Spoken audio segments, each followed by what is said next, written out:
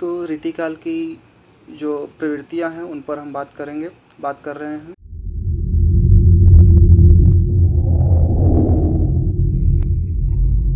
और रीतिकालीन की जो प्रवृत्तियां हैं वो एक दो प्रवृत्तियां नहीं है, कई प्रकार की इसमें भिन्न भिन्न प्रवृत्तियां मिलती हैं, क्योंकि कोई भी साहित्य ना तो अचानक से आता है, शुरू होता है, लिखा जाता है, और ना ही अचानक से वो विलुप्त हो जाता है। तो इसमें कई सारी पुरानी परंपराएं भी आपको देखने को मिलेंगी, कुछ भक्ति परक भी काव्य आपको मिलेंगे। भय भक्ति का उसमें लेश मात्र भी नहीं है, भावनाओं का, भक्ति भावना का वहाँ पर लेश मात्र भी नहीं है, श्रृंगारिकता का ही वर्णन करना उनका उद्देश्य है। लेकिन फिर भी जो है इसे हम उस प्रकार के प्रवृत्ति में हम यहाँ पर देखने को मिलती है, तो उसके बारे में हम जानेंगे, समझेंगे। और साथ ही साथ इसके अगले वीडियो में जो है हम और प्रवृत्तियों के बारे में बात करेंगे, ताकि आपको अच्छे से समझ में आए, विस्तार पूर्वक समझ में आए, और जब आप किताबों को पढ़ें तो आपको ऐसा ना लगे कि हम बिल्कुल कोरे हैं, हमको कुछ नहीं आता, हम कुछ नहीं जानते हैं। आप बहुत कुछ आप पाइएगा कि आप समझ रहे हैं, जान पा रहे हैं। तो इसलिए आप वीडियो को पूरा देखिए, वीडियो को पूरे अच्छे तरह से समझिए। और यदि आपके मन में भी कुछ शंकाएँ हैं, कुछ प्रश्न हैं, कुछ जिज्ञासाएँ हैं, तो आप कमेंट में हमको आप कमेंट कर सकते हैं। हम आपके प्रश्नों के ऊपर जो है विचार करेंगे और उत्तर देंगे, और यथासंभव हो तो हमको जिस प्रकार से हमको सहायता होगी उस प्रकार से हम आपको उत्तर देंगे, आपके जिज्ञासाओं को शांत करेंगे। तो और अभी तक आपने जो है चैनल को सब्सक्राइब नहीं किया, तो मेरा कहना है कि आप पहले चैनल को सब्सक्राइब करें, और चैनल को सब्सक्राइब करने के बाद बेल आइकन को प्रेस ना करना, बिल्कुल वैसा ही होगा जैसे हम मार्केट में पैसे दिए लेकिन सामान नहीं लेकर आए। आज के वीडियो में हम बात करने वाले हैं कि रीतिकाल की प्रमुख प्रवृत्तियाँ कौन कौन सी थीं, या रीतिकाल की प्रमुख विशेषताएं कौन कौन सी थीं। आपको कंफ्यूज नहीं होना है। जब रीतिकाल की प्रवृत्तियों की बात की जा रही है, इसका तात्पर्य यही होता है कि रीतिकाल की विशेषताओं के बारे में भी बात की जा रही है। विशेषताएँ हैं, उसकी प्रवृत्तियाँ हैं, आप उनको लिख सकते हैं। तो मैं यहाँ पर आपको कुछ पॉइंट्स बताने वाला हूँ, जिससे रीतिकाल की जो प्रवृत्तियाँ हैं वो आपको समझने में भी आसानी होगी, और आप उसको इस तरह से अगर पॉइंट वाइज अगर लिखते हैं तो परीक्षक को इससे अधिक आपसे कोई अपेक्षा रह नहीं जाती है, या फिर कुछ बचा हुआ या फिर कुछ छूटा हुआ रह नहीं जाता है। तो रीतिकाल की प्रवृत्तियाँ के बारे में बात करने से पहले हमने रीतिकाल की परिस्थितियों को देख लिया है कि रीतिकाल में किस प्रकार की परिस्थितियाँ थी, और उन परिस्थितियों से निर्मित क्या प्रवृत्तियाँ हो सकती हैं, ये अब हम लोग अभी देखेंगे। तो ये मेरे पास जो किताब है, जो पुस्तक है, मैं उसका हेल्प ले रहा हूँ, और उसमें जो है सबसे पहले बात की जा रही है कि सबसे प्रमुख प्रवृत्ति है इसका तो रीति निरूपण की। अच्छा, जब हम बात कर रहे हैं रीतिकाल की, तो रीतिकाल में सर्वाधिक महत्वपूर्ण क्या होगा? रीतिकाल में सर्वाधिक महत्वपूर्ण होगा हमारा रीति निरूपण। इसीलिए तो इसका नाम भी जो है रामचंद्र शुक्ल ने रीतिकाल रखा था। ये आपको याद रखना होगा कि रीतिकाल जो नामकरण है ये नामकरण आचार्य रामचंद्र शुक्ल द्वारा किया गया था, और मुख्य रूप से इसी प्रवृत्ति को देखते हुए किया गया था। रीति का मतलब हमने पहले ही बताया है कि रीति का मतलब होता है एक विशेष प्रकार का मार्ग, एक विशेष प्रकार की शैली, एक अपना एक अलग रास्ता। तो यहाँ पर है कि संस्कृत काव्यशास्त्र में जो भी संस्कृत के काव्यशास्त्र थे, काव्यशास्त्र कहने का मतलब जहाँ पर हमारा काव्य किस प्रकार का होना चाहिए, उसमें किस प्रकार के अलंकार होने चाहिए, किस प्रकार से प्रकृति वर्णन होना चाहिए, किस प्रकार से जो है कथोपकथन वर्णन होना चाहिए। कथोपकथन कहने का मतलब एक कथा के बाद दूसरी कथा, इन सब का किस प्रकार से है वर्णन होना चाहिए, संवाद शैली किस तरह से होनी चाहिए। यहाँ पर कविता में भी अपना संवाद हुआ करता है, तो उसके अलावा यहाँ पर कौन सा छंद होना चाहिए, किस प्रकार का रस होना चाहिए, किस प्रकार जो है यहाँ पर नायक का वर्णन किस तरह से होना चाहिए, हमारी नायिका का वर्णन किस प्रकार से होना चाहिए, नक्सिक वर्णन जो है ये बहुत प्रचलित था। और संस्कृत के काव्यशास्त्रों का ही उन्होंने क्या किया, अपनी भाषा में अनुवाद भर कर दिया था। तो यहाँ पर जो है रीतिकाल में हम प्रमुख प्रवृत्तियों के रूप में देखते हैं कि लक्षण ग्रंथों की लिखने की परिपाटी बहुत अधिक थी। लक्षण ग्रंथ बहुत मात्रा में लिखे जा रहे थे, और इसका उद्देश्य सिर्फ यही था कि अब जो कवि हैं उनको अपनी काव्य शास्त्र की मर्मज्ञता का प्रदर्शन करना था, उनको दिखलाना था कि हम काव्य शास्त्र के बारे में कितना अधिक जानते हैं, कितना अच्छा से समझते हैं काव्य शास्त्र को, और सामान्य पाठक को यह बात जो है वो समझा रहे थे। जैसे कि हम यहाँ पर कोई उदाहरण है कि केशव की कवि प्रिया, केशव रीतिकाल के बहुत बड़े कवि माने जाते हैं, और यहाँ तक माना जाता है केशव का, वैसे अगर हम देखें बाद में केशव के ऊपर भी हम केशव दास के ऊपर हम एक वीडियो बनाएंगे, लेकिन यहाँ पर केशव दास को समझना चाहिए कि अगर इनका हम काल की दृष्टि से देखें तो ये हमारे भक्ति काल में आते हैं, कबीर तुलसीदास जी के आसपास के कवि हैं। और लेकिन इन्होंने जो रचनाएं लिखी थी वो उनमें भक्ति का वर्णन ना होकर के जो है रीति काल का एक आगामी सूचक जिसे हम कह सकते हैं उसे माना जाता है। लेकिन ये इनकी जो केशव प्रिया है ये इस प्रकार का एक उदाहरण हो सकता है। उनका केशव प्रिया एक लक्षण ग्रंथ है जिसमें काव्य शास्त्र का जो है लक्षणों को बताया गया है। लक्षण ग्रंथ अगर हम बार बार कर रहे हैं तो लक्षण को आप साधारण तौर पर इस ऐसे समझ सकते हैं कि यदि हम बात करते हैं किसी बीमारी की तो उसके क्या लक्षण होते हैं, उसका क्या सिम्टम्स हैं, इस तरह का। तो उसी तरह से अगर हम बात कर रहे हैं अलंकार की तो कोई एक अलंकार पकड़ लिया, उस अलंकार का क्या गुण है, उस अलंकार में किस प्रकार से जो है छंद होने चाहिए, किस प्रकार का जो है उसका जो है स्वर आना चाहिए, किस प्रकार से ध्वनि माधुर्य या फिर जो भी है तो वो कैसा होना चाहिए। एक पहले हम उसका परिभाषा लिखते हैं, कविता में ही पद में ही लिखेंगे हम परिभाषा की, कौन सा ये जो हम लिख रहे हैं किस प्रकार का अलंकार लिख रहे हैं, किस प्रकार के छंद में लिख रहे हैं, कौन से रस से लिख रहे हैं, और उसके बाद फिर जो है उससे ही उसी आधार पर जो है हम अपनी कविता लिखेंगे, अपनी जो है पद को लिखेंगे। तो इस प्रकार केशव की कवि प्रिया है। चिंतामणि कवि, ये आचार्य रामचंद्र शुक्ल ने भी जो है चिंतामणि को ही रीतिकाल का प्रथम कवि माना है। ये बात जो है बहुत आता है और पूछा जाता है आप लोगों से कि बताइए रीतिकाल का जो है जनक कह सकते हैं या फिर रीतिकाल का जो है प्रारंभिक कवि जहाँ से रीतिकाल की परंपरा जो है आरंभ होती है वो कौन सा कवि है, तो ये चिंतामणि है।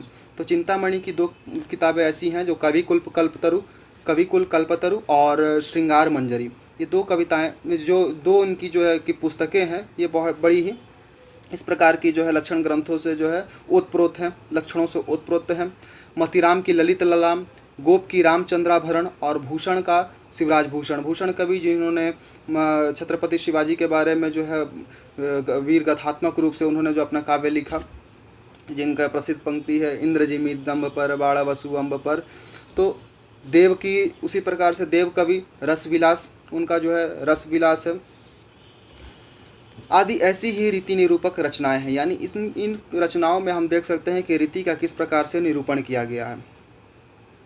इन कवियों ने संस्कृत के काव्य शास्त्रीय ग्रंथों को आधार बनाकर अपने लक्षण ग्रंथों की रचना की, किंतु संस्कृत काव्य शास्त्र में जो सूक्ष्म चिंतन एवं विश्लेषण है उसका यहाँ नितांत अभाव हमको देखने को मिलता है। कहने का तात्पर्य यह है कि संस्कृत की जो परिपाटी है काव्य शास्त्र की वो बहुत ही बड़ी परिपाटी है और वहाँ पर एक एक चीज़ का एकदम सूक्ष्म रूप से वर्णन किया गया है, कोई भी चीज़ आपको छूटा नहीं रह गया है। एकदम एक छोटी सी छोटी चीज़ में किस प्रकार से जो है यहाँ पर काव्य शास्त्र में क्या होना चाहिए, कुछ भी गलती किस नहीं वहाँ पर की गई है, थोड़ा सा भी रियायत नहीं बरता गया है। लेकिन हिंदी में इस प्रकार से जब हम लोग यहाँ पर रीतिकाल में पढ़ते हैं तो उस प्रकार का जो आचार्य कोटि का जो यहाँ पर हमको देखने को संस्कृत में जो देखने को मिलता है उसका यहाँ पर हम रीतिकाल में अभाव देखेंगे, क्योंकि रीतिकाल में जो भी रचनाएँ की जा रही थी रीति निरूपक पर जो की जा रही थी, रीति निरूपक थी। यहाँ पर रीति का ही निरूपण करना ही उनका प्रमुख प्रवृत्ति था। कारण यह रहा क्योंकि हम देखें किसी भी विषय का आदर्श विषय क्या होता है जहाँ से जो है हम उसको परम कोटि माने, उसके आगे कुछ है ही नहीं, तो वह है अध्यात्म की कोटि। और पूरा का पूरा भक्ति काल जो है हमारा विषय अध्यात्म को लेकर चल रहा था। लेकिन भक्ति काल की एक विशेषता यह भी थी कि भक्ति काल में जो कबीर लिख रहे थे, जो तुलसीदास जी लिख रहे थे, जो सूरदास जैसी ये सब लिख रहे थे, उनको यह भी नहीं पता था कि हम जो लिख रहे हैं ये बाद में साहित्य की कोटि में आएगा क्या, साहित्य ठहराया जाएगा क्या, बाद में इस पर जो है हमारे ऊपर PhD और थीसिस ये सब होंगे क्या, ऐसा कुछ उनको नहीं पता था। तो उन्होंने जो भी कविताएँ रची वो सिर्फ जनता को समझाने के लिए, अध्यात्म से जोड़ने के लिए, उनको उस एक जीवन शैली जो एक आदर्श जीवन शैली है उसको समझाने के लिए, जिसके अभाव में लोग जो है कुकर शुकर की भांति जो है अपना जीवन व्यर्थ कर रहे थे, गंवा रहे थे। तो उन्हें एक उपदेश देना था जनता को, अपना जो है मत का प्रचार करना था। लेकिन रीतिकाल में जो है अब विषय तो हमारा बहुत उदात्त हो चुका था भक्ति काल में, तो रीतिकाल में उन्होंने क्या किया, उस शैली को पकड़ा, उन्होंने विषय को नहीं पकड़ा, कविता की शैली को पकड़ा और शैली में सुधार किया। शैली में जो है काव्य शास्त्र का पूरा नियमों का अनुमोदन किया, काव्य शास्त्र के नियमों को अपनाया और इस प्रकार जो है उन्होंने कविताएं लिखनी शुरू कर दी।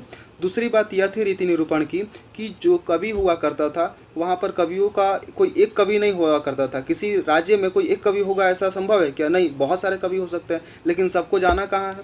राज दरबार में जाना है। और राज दरबार में कौन जाएगा? राज दरबार में वही जाएगा जिसको काव्य शास्त्र का बहुत अच्छा ज्ञान हो, जिसको छंद का, अलंकार का, शब्द का, ध्वनि का, ये बार बार जो जब बार बोल रहे हैं इसका बहुत उस समय यही उसका उस समय का मूल मंत्र था। जिसको ये सारी चीज़ें आती हैं वही एक राजकवि हो सकता है, वही दरबारी कवि हो सकता है, उसे ही राज्य जो है अपना दरबार में रखेगा राजा।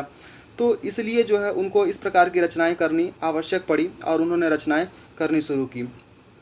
लेकिन ये जो है वो अपना, हाँ, तो क्या था कि उनको बढ़िया चीज़ चाहिए था। इसलिए जो है एक कवि जब रचना कर रहा होता है, दूसरा कवि जब उस रचना को सुनेगा तो वो उसका खामियों को देखेगा कि कहाँ पर उसने गलती की, और फिर उसको इंगित करते हुए जो है अपना कहेगा कि आपने यहाँ पर उंगली उठाई, यहाँ पर गलती की, यहाँ पर ऐसा होना चाहिए, वहाँ पर ऐसा होना चाहिए, और वो अपनी कविता के माध्यम से इस तरह से करके दिखाएगा।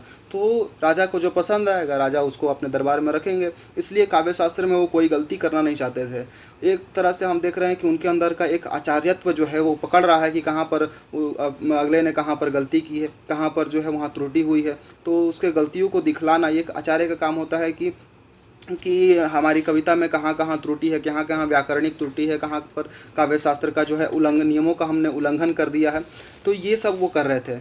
लेकिन ये कर रहा था एक कवि, वो कोई उन्होंने जो अपना कुछ और इसमें अपने से नहीं जोड़ा, कोई किसी अपने से काव्य शास्त्र के नियमों को जो है आगे नहीं बढ़ा पाए, उसको बना नहीं पाए। कोई भी इस तरह का ज्ञान नहीं है जिसके आगे की कोई संभावना नहीं है। संभावनाएं अनंत होती हैं, लेकिन वो उसी सीमा तक रह गए जहाँ पर जो है, जहाँ तक संस्कृत के आचार्यों ने जो छोड़ा था उन्हीं के इर्द गिर्द घूमते रह गए। उन्होंने कुछ अपने आगे उससे और आगे बढ़ाने की कोशिश नहीं की, उसे और विस्तार नहीं दिया। और एक बात और है कि संस्कृत के काव्य शास्त्र में गहराई का बहुत ज़्यादा प्रयोग किया गया है। गहराई कहने का मतलब कि किसी भी विषय की एकदम गहराई तह तक जाना। लेकिन जब हम रीतिकाल की ओर बढ़ते हैं तो रीतिकाल में जो है हम गहराई की ओर नहीं जाते हैं। रीतिकाल में हम विस्तार की ओर बढ़ते हैं। सागर का विस्तार कितना है, मतलब उस विषय में कितना अधिक विस्तार किया जा सकता है, उन पर उनका ध्यान था। उसके सूक्ष्म से सूक्ष्म गहराई एकदम तल में जाने का उनका कोई इरादा नहीं था। और उनके पास जो है सच पूछिए तो इतना समय भी नहीं था, क्योंकि उनको इस प्रकार की रचनाएं करनी थी जिससे वो अपने आप को जो है सिद्ध कर सके कि हम दूसरों से श्रेष्ठ हैं। इसी सब कारण से है जो है आचार्य रामचंद्र शुक्ल जानते हैं कि इन्होंने आचार्यत्व का निर्वाह करने का प्रयत्न किया है, लेकिन ये आचार्यत्व का निर्वाह करने वाले मुख्य रूप से कवि थे। उनकी एक हम कोटेशन है, उनका एक उदाहरण है जो आपको पढ़ के सुनाते हैं कि हिंदी में लक्षण ग्रंथों की परिपाटी पर रचना करने वाले सैकड़ों कवि तो हुए, पर वे आचार्य कोटि में नहीं आ सकते। ये आचार्य रामचंद्र शुक्ल का कथन है। और ये हिंदी साहित्य वालों के लिए हमें पता है कि आचार्य रामचंद्र शुक्ल का जो कथन है, जो किताब है, जो उनका भाषा है, जो बोली है, वो हमारे लिए गीता कुरान जैसा है। तो इसलिए इस बात को आप अगर लिखते हैं तो यकीन मानिए परीक्षक आपसे बहुत प्रसन्न होने वाले हैं। अब हम बात करते हैं रीतिकाल में जो है एक और प्रवृत्ति जो चल रही थी वो थी श्रृंगारिकता। श्रृंगारिकता इतनी अधिक चल रही थी कि भक्ति परक हम जो रचनाएं लिख रहे हैं, भक्ति परक रचनाएं भी कर रहे हैं, तो उसमें भी राधा कृष्ण को जो है हम ईश्वर के रूप में नहीं देखते हैं, भगवान के रूप में नहीं देखते हैं, हम देखते हैं नायक और नायिका के रूप में, ताकि हम उसमें श्रृंगार का वर्णन कर सकें। श्रृंगार के यहाँ पर हम दोनों पक्षों का वर्णन बहुत पुरजोर रूप से हमको देखने को मिलता है। इसमें इस काव्य में नक्सिक के द्वारा नायिका के रूप सौंदर्य की झांकी प्रस्तुत की गई है तथा राधा कृष्ण की प्रेम लीलाओं का विविध प्रकार से चित्रण किया गया है, जिसमें भक्ति भावना का तो लेश मात्र भी नहीं है। तो हम देखते हैं कि रीतिकाल में जो भी भक्ति रचनाएं की जा रही थी उनका मुख्य जो प्रवृत्ति के रूप में हम देखते हैं श्रृंगार की प्रवृत्ति को। यहाँ पर नक्सिक वर्णन कहने का मतलब है एकदम कोई भी अंग हमारा छूटना नहीं चाहिए, मतलब एकदम नाखून से लेके एकदम चोटी तक, सर के चोटी तक का एक एक चीज़ का किस प्रकार से सौंदर्य है, कितना सुंदर है, कैसा है, सबका हम वर्णन कर सकते हैं, या फिर यहाँ पर वर्णन किया जा रहा था। तो यहाँ पर हमको दिखता है नायिका और नायिका के जो है यहाँ पर हम श्रृंगार में भेद देखते हैं कि नायिका हमारी किस तरह से होनी चाहिए, गजमुखी, तो और क्या क्या बहुत सारी इस तरह का है। तो मृगनयनी। तो इस प्रकार से जो है ये नायिका का अलग अलग भेद है, और यहाँ पर नायिका भेद के अंतर्गत भी श्रृंगार ही प्रमुख प्रतिपाद्य रहा था। मतलब नायिका भेद में भी अगर हम बात कर रहे हैं तो नायिका भेद का सिर्फ हम एक कह सकते हैं कि मोटा मोटी एक बेस लिए हैं, लेकिन हम उसमें जो टेस्ट डाल रहे हैं वो भी श्रृंगारिकता का ही डाल रहे हैं, जो स्वाद भर रहे थे वो भी श्रृंगार रस का ही भर रहे हैं। श्रृंगार में दो प्रकार के जो है भेद होते हैं, एक होता है संयोग और दूसरा होता है वियोग। संयोग मतलब नायक और नायिका का जहाँ मिलन होता है उसे हम संयोग श्रृंगार कहेंगे, और जहाँ नायक और नायिका का बिलगाव होता है, बिछुड़न हो जाता है, उसे हम वियोग कहते हैं, वियोग श्रृंगार कहते हैं। तो संयोग और वियोग दोनों का ही जो है भरपूर मात्रा में हमको रीतिकाल में देखने को मिलता है वर्णन, पुरजोर रूप से इसका वर्णन हमको देखने को मिलता है। तो इनका जो रीतिकालीन दरबारी परिवेश एवं कामुक मनोवृत्ति के कारण श्रृंगार एवं उससे संबंधित विषय ही इन कवियों को विशेष प्रिय रहे। तो हम जैसे कि पहले ही बात कर चुके हैं कि रीतिकालीन जो दरबारी परिवेश था, रीतिकाल में जो दरबारी व्यवस्था थी, वहाँ पर कामुकता को जो है बड़ा ही महत्व मिल रहा था, क्योंकि वहाँ पर राजा जो है अपने आप को क्या कर रहे थे कि जो सल्तनत था, जो सूबेदार थे, वो जो है अपने आप को स्वतंत्र किए बैठे हुए थे और भोग विलासिता में ही जो है अपना जीवन जी रहे थे। तो वो अपने नारी के ही जो है आसपास अपने आप अपना विलासिता को देख रहे थे। नारी को रीतिकाल में जो है ये कहना तो बहुत बुरा, कहने में भी बहुत बुरा लगता है, लेकिन नारी को रीतिकाल में जो है सिर्फ एक भोग विलास की वस्तु मानकर रखा हुआ था, वहीं तक सीमित कर दिया गया था, जिसका खमियाजा जो है पूरा रीतिकाल को भुगतना पड़ा। और इसे कई बार जो है अंधकार काल के नाम से भी जाना जाता है कि कैसा अंधकार था साहित्य का। साहित्य जो अज्ञान के अंधकार से जो है ज्ञान का जो है प्रकाश रूपी मोती लेकर आता है, वह खुद इतना अंधकार में बाद में हम देखते हैं। और उसके बाद किस प्रकार से राज दरबार को त्याग कर कविता जो है वन की ओर चलती है, जनता की ओर चलती है, जनता के आंगन में जाकर कविता फिर कैसे उन्मुख होती है, उर्वर होती है, इसके बारे में हम आगे देखेंगे। तो ये श्रृंगारिकता थी।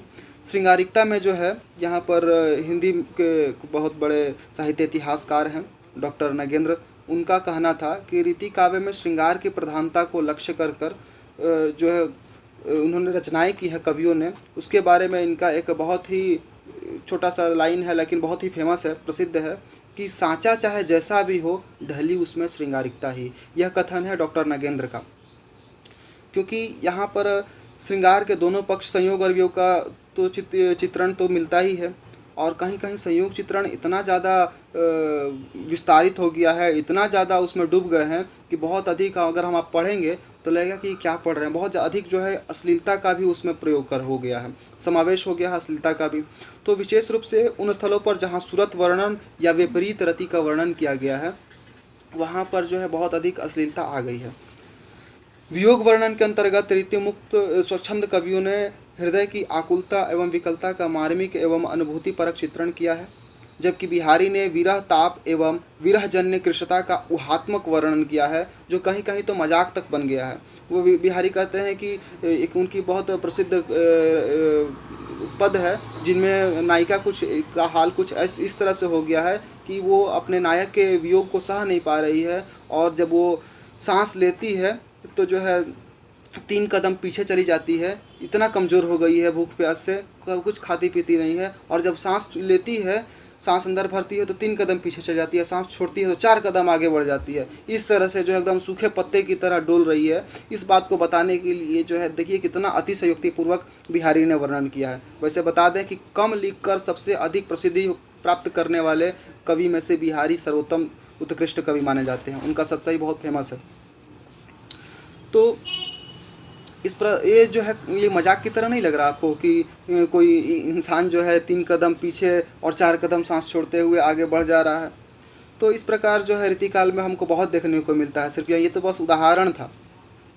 प्रेम के उदात्त पक्ष का चित्रण रीतिकाल में बहुत कम कवि ही कर सके हैं। ऐसा नहीं है कि उदात्त पक्ष का जो है प्रेम का जो उदात्त पक्ष है, मतलब जो आदर्श पक्ष है प्रेम में जिस प्रकार से होना चाहिए, उसका वर्णन तो जो है हमको बहुत कम देखने को मिलता है। प्रेम का जो औदार्य गुण है, जो उदात्त गुण है ना, उसका जो है यहाँ पर बहुत लोप हो गया है, और सिर्फ जो शारीरिक जो कह सकते हैं कि जो एक शारीरिक दृष्टिकोण तक ही वो सीमित होकर रह गए हैं। उससे आगे बढ़ नहीं पाए हैं। जो प्रेम में जो हृदय पक्ष है वो बहुत ही सूखा है और ऐसा लगता है कि सिर्फ ये कामुक प्रवृत्ति का ही यहाँ पर प्रयोग किया गया है। रीतिकालीन कवियों के श्रृंगारिकता के संबंध में डॉक्टर भगीरथ मिश्र, ये भी हिंदी के बहुत जाने माने और बड़े ही विद्वान मूर्धन्य विद्वान हैं, और इनका यह मत है कि श्रृंगारिकता के प्रति उनका दृष्टिकोण मुख्यतः भोग परक था, इसलिए प्रेम के उच्चतर सोपानों की ओर वे नहीं जा सके। प्रेम की अनन्यता, एकनिष्ठता, त्याग, तपश्चर्या आदि उदात्त पक्ष की भी उनकी दृष्टि में बहुत कम आए हैं। तो हम देख रहे हैं कि भगीरथ मिश्र जो हमको बताने की कोशिश कर रहे हैं कि प्रेम का जो उदात्त पक्ष है वह है एकनिष्ठता, अनन्यता, एक है ना। प्रेम जो है मतलब अनन्य कहने का मतलब ना अन्यम इति अन्य, मतलब कोई दूसरा और नहीं, बस मेरा प्रेमी एक, मेरी प्रेमिका एक। एक निष्ठता होनी चाहिए, त्याग होना चाहिए, हम उसके लिए त्याग कर सकते हैं, अपना सब चीज़ सर्वस्व निछावर कर सकते हैं। तपश्चर्या कहने का मतलब उसको प्राप्त करने के लिए हम दुर्लभ से दुर्लभ जो है प्रयत्न करेंगे, कठोर से कठोर काम करेंगे, है ना। तो ये सब जो है एक आदर्श प्रेम की अभिव्यंजना है, एक आदर्श प्रेम को दिखाता है कि प्रेम कितना जो है उच्च सोपानों की ओर बढ़ चुका है। लेकिन यहाँ पर जो है हम सिर्फ ये आँखों की सुंदरता, गालों की सुंदरता और बालों की सुंदरता, नक्शे का वर्णन जो कहे हम एकदम कटी तटी, यही सब जो है यहीं तक वो लोग सिमट कर रह गए हैं। और उसी प्रकार वियोग के वर्णन में इन कवियों ने शास्त्रीय कामदशाओं का निरूपण किया है। स्मृति, गुण, कथन, प्रलाप आदि के द्वारा अपनी मनोदशा का चित्रण तत्कालीन नायिकाएं करती दिखाई गई हैं, है ना। तो यहाँ पर जब याद भी कर रही हैं, जब वियोग में जब वो याद करती हैं, वियोग में हम क्या करते हैं, अपने प्रेमी की बात को, अपने प्रेमिका की बात को जो है याद कर रहे हैं, तो याद भी कर रहे हैं तो उनके गुण, उनका जो उनका आपस में जो संवाद हुआ था उन बातों को याद कर रहे हैं, और उसके बाद प्रलाप कर रहे हैं, है ना, अंदर से एकदम रो रहे हैं, टूट रहे हैं। तो इसमें भी जो है हमको बहुत अधिक जो मनोदशा का जो चित्रण हुआ है वो भी बहुत ज़्यादा श्रृंगारी है और बहुत अधिक जो है आपको इस तरह से भोग विलासिता की दृष्टि से ही लिखा गया है इसको। रीतिकालीन श्रृंगार में रूपलिप्सा, प्रेमजन्य विलासिता और शारीरिक सुख की कामना, भोगेच्छा एवं नारी के प्रति सामंती दृष्टिकोण जैसी विशेषताएं हमको देखने को मिलती है। यहाँ पर रीतिकाल में जो है हम रूपलिप्सा देख सकते हैं, जैसा कि हम बार बार कह रहे हैं कि रीतिकाल में जो है रूप के प्रति, सौंदर्य के प्रति आकर्षण दिखाया गया है, ना कि प्रेम के जो है उदात्त पक्ष, एकनिष्ठता, अनन्यता के प्रति। यहाँ पर हम शारीरिक सुख की कामना के रूप में देखते हैं। और ऐसा सबसे बड़ी बात यह है कि जनता के पास भी जब ये कविता किसी दूर दूर जब कुछ समय के बाद जो है आवाज़ नहीं गूंजता है, तो गूंजते हुए जब इस तरह से इको होते हुए पहुँच रहा था, तो वहाँ के लोग भी अपने आप को जो है वहाँ का भी एक वर्ग था, एक वर्ग ऐसा भी था जो निराश था, जिसके पास रोजगार नहीं था, जिसके पास जो है आपको जीने के साधन नहीं थे, कर भरने हैं और क्या क्या उन लोगों को परेशानियां, वहाँ पर भी परेशानियों की कोई कमी नहीं थी, कि परेशानियां बहुत बड़ी थी। और वहाँ पर भी अपने आप को वो भूलने के लिए, अपने परेशानियों से बाहर निकलने के लिए जो है इनका सहारा, कोई चारा ही नहीं था तो इन्हीं का सहारा ले लेते थे। और वो भी जो है ये नगेंद्र संपादक का, जब आप पढ़िएगा डॉक्टर नगेंद्र संपादक का हिंदी साहित्य का इतिहास, तो उसकी परिस्थितियों में भी आपको देखने को ये मिल जाएगा कि वो लोग भी जो है नारियों के जो है हाव भाव और उसी पर, उन्हीं के रमण में अपने आप को भुलाते थे, अपने आप को जो है कुछ परेशानियों से दूर रखा करते थे। तो इस प्रकार हम देखते हैं कि श्रृंगारिकता और रीति निरूपण जो है कितना अधिक प्रभावी था। अब हम बात करते हैं अलंकारिकता। यहाँ पर अलंकारों का जो है बड़ा चकाचक्य था। जितना जो है राज दरबार में जिस प्रकार से एकदम सोने चांदी से मढ़ा हुआ रहता है, सब चीज़ एकदम सोने चांदी की सजावट, हीरे मोती से एकदम मढ़ा हुआ जो चीज़ रहता है, उसी तरह से कविता में भी जो है भरपूर अलंकारों का प्रयोग किया जाता था। दरबारी काव्य होने के कारण रीतिकालीन काव्य में अलंकरण की प्रधानता है। जैसा कि मैंने भी कहा, कविगण कविता सुंदरी को अलंकारों से सुसज्जित करने में अपने कवि कर्म की सार्थकता समझते थे। कहने का मतलब है कवि वही बढ़िया है जो कविता रूपी, मान लीजिए कविता को भी जो है यहाँ पर जो है ये सुंदरी कहा गया है, सुंदर युवती है कविता, तो उसको जो है अलंकारों से, अलंकार रूपी जो है गहनों से जो है उसको पूरा एकदम सजाना है, सुसज्जित करना है। जो सबसे बढ़िया सुसज्जित कर पाया वही सबसे बड़ा कवि, वही सबसे अच्छा कवि, वही सबसे महान कवि। विलासी दरबारी मनोवृत्ति के कारण भी कवियों की काव्य में सहजता के स्थान पर कृत्रिम अलंकारिकता का समावेश करना पड़ा है। कहने का मतलब है कि विलासी दरबारी मनोवृत्ति इतना अधिक था काव्य में, तो वहाँ पर भी जो सहज रूप से होना चाहिए, जो सहजता होनी चाहिए, उसके लिए भी एकदम कृत्रिम, एकदम जो है, जो सहजता कहने का मतलब जो एकदम नेचुरल रूप से हो, और कृत्रिमता करने मतलब कि आर्टिफिशियल रूप से उसको बढ़ा चढ़ा के जो है अपने से दिखाया गया। तो सहज चीज़ का जो है वहाँ पर गौण हो गया है, और हमको क्या दिख रहा है, सिर्फ अधिक से अधिक जो है कृत्रिम चीज़, आर्टिफिशियल हमको देखने को ज़्यादा मिल रहा है।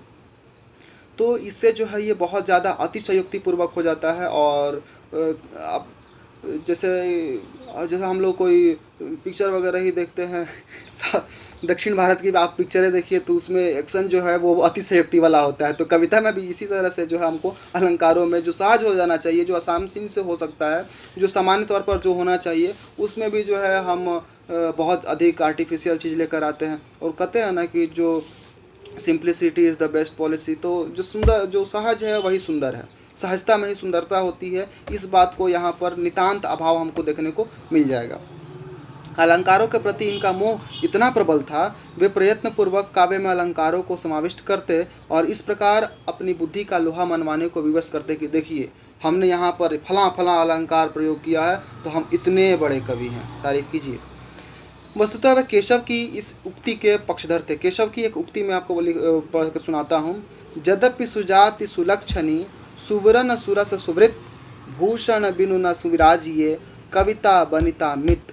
ये जो है उक्ति ही नहीं है, ये आप समझ लिए तो पूरा रीतिकाल का मूल मंत्र है कि जिस तरह से जो है कोई युवती है, तो वो युवती जो है वो सुंदर नहीं दिखती, चाहे भले हो उसमें लाख अच्छे गुण कितने हो, कितने ही सुलक्षणी क्यों ना हो, वो उतना सुंदर हमको दिखती नहीं है।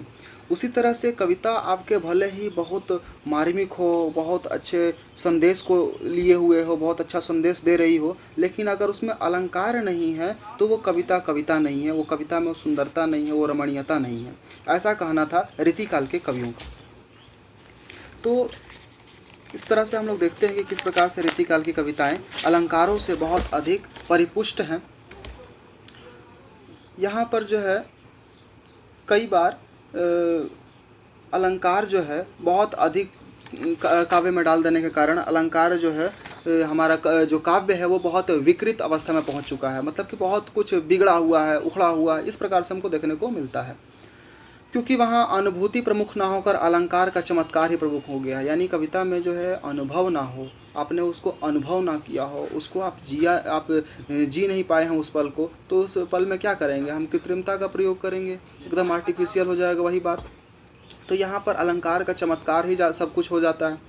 फिर उसके साथ है कि अच्छा ऐसे जो है उदाहरण दिए हुए हैं कि इसे बहुत सारे ऐसे कवि हैं जिनमें सब देखने को हमको अधिक मात्रा में मिलते हैं। रीतिकालीन कवियों ने सभी प्रकार के अलंकारों का लगभग प्रयोग किया, भरपूर प्रयोग किया है। चाहे आपको सादृश्य मूलक हो, विरोधामूलक हो, संभावना मूलक हो या फिर चमत्कार मूलक हो, और सबसे अधिक तो अतिशयोक्ति मूलक, पूछिए मत। इस काव्य में बहुत ही उपलब्ध मात्रा में आपको मिल जाते हैं। साथ ही साथ इसमें रीतिकाल काव्य में कल्पना का जो है ऊंचा उड़ान देखने को मिलता है कि वाह क्या कल्पना थी उनकी। तो बिहारी के काव्य में एक और उत्प्रेक्षा अलंकार का सौंदर्य है, तो दूसरी ओर यमक, श्लेष और अनुप्रास, तो जैसे खेत में जो है ना किसान ये अनाज छींटता है, बिखेरता है फसल उगाने के लिए, उस तरह से अनुप्रास जो है एकदम यत्र तत्र बिखरे पड़े हुए हैं। जैसे कि बिहारी का एक मनोहारी जो है यहाँ पर उक्ति आई हुई है, वो हम आपको पढ़ के सुना रहे हैं। सोहत ओढ़े पीत पट श्याम सलोने गात, सोहत ओढ़े पीट पत श्याम सलोने गात, मनो नील मणि शैल पर आतप परयो प्रभात। यानी रीतिकाल की जो है इस प्रकार यहाँ पर हम देखने को मिलता है कि सोहत ओढ़े पीठपत श्याम सलोने ज्ञात। यहाँ पर श्याम सुंदर की जो है रूप वर्णन आया हुआ है कि श्याम सुंदर श्री कृष्ण जो है एकदम श्याम सलोने हैं, और उन्होंने कैसा, तो पीत वस्त्र को ओढ़ा हुआ है, एक पीला पीताम्बर अपना ओढ़े हुए हैं, मानो नील मणि शैल पर आतप परयो प्रभात। और उनका दृश्य ऐसा लगता है जब कृष्ण जो है अपने श्री कृष्ण जो है जब अपने श्याम सलोने शरीर पर जो है, देह पर जो है पीले रंग का जो है आप कपड़ा पहनते हैं, वस्त्र ओढ़ते हैं, तो ऐसा लगता है जैसे कि एक नील पर्वत जो है, नील पर्वत के पीछे से जो है एकदम सूर्य का जो है प्रकाश, प्रभात का जो लालिमा प्रकाश वो फैल गया है, जो सूर्य का जो है उदय हो रहा है। तो इतना रमणीक सूर्योदय जैसा, एक रमणीक, एक सुंदर सूर्योदय जैसा जो है भगवान का शरीर का यहाँ पर वर्णन किया गया है। और ये वर्णन करने वाले हैं रीतिकाल के सबसे प्रसिद्ध कवि में से एक बिहारी। तो रीतिकाल में जो है अलंकार आप नहीं जानते हैं तो आप कविता करना आपके लिए असंभव है। इसके ज्ञान के बिना आपको सम्मान मिलना भी बहुत कठिन था। यहाँ पर कोई आपको पूछ नहीं था, जिसमें अलंकारिकता नहीं है उसमें वाहवाही आपको मिल नहीं सकती, है ना। तो इसलिए यहाँ पर हम लोग कह सकते हैं कि अलंकारिता जो है, यहाँ पर अलंकार जो है खूब फला फूला। अलंकार जो कविता का एक साधन था, अलंकार क्या है, कविता का एक साधन है। अलंकार से जो है हम कविता लिखने के लिए जो हम बीच में उसका प्रयोग करते हैं, लेकिन वो कविता का मुख्य विषय नहीं है, वो साध्य नहीं है। कविता का साध्य विषय है उसका आंतरिक सौंदर्य पक्ष, जो उसका भावनाएं हैं जिसके बारे में हम बार बार बात करते हैं, जो हमारे मानसिक उद्गार हैं, है ना। जैसे कि एक मेरी पंक्ति है कि यह शब्दों का क्रीड़ा क्षेत्र नहीं, शब्दों का क्रीड़ा क्षेत्र नहीं, संवेदना की अभिव्यक्ति है ना। ये शब्दों का क्रीड़ा क्षेत्र नहीं, संवेदना की अभिव्यक्ति है। तो यहाँ पर जो है हम शब्द से जो है खिलवाड़ कर रहे हैं, शब्द को एकदम चमत्कृत कर रहे हैं, शब्द का ध्वनि बना रहे हैं, बजा रहे हैं। तो ये वैसा नहीं है, ये एक वेदना है, उसकी अभिव्यक्ति होती है। तो यहाँ पर जो है सिर्फ अलंकार में ही हम लोग समेट कर रह गए हैं। अलंकार को देख रहे हैं कि यहाँ पर साधन बन चुका है। यहाँ तक कि कुछ कवियों ने तक केवल अलंकार की जानकारी देने के लिए ही कविता लिखी, ताकि पाठक वर्ग को जो है अलंकार हम जानते हैं इस बात को हम सिद्ध कर, अलंकार सिखाने के लिए कि देखो अलंकार कैसे की जाती है। टोंट मारते हैं ना, तुम क्या कविता लिखो जी, देखो मेरे कविता में किस प्रकार के अलंकार है। तो इस प्रकार की जो भावनाएं थी, इस प्रकार से भी कई बार यहाँ पर हम देखते हैं कि पुस्तकें हमको देखने को मिलती हैं जहाँ पर अलंकार सिखाने के लिए जो है कविताओं की रचना की जा रही थी।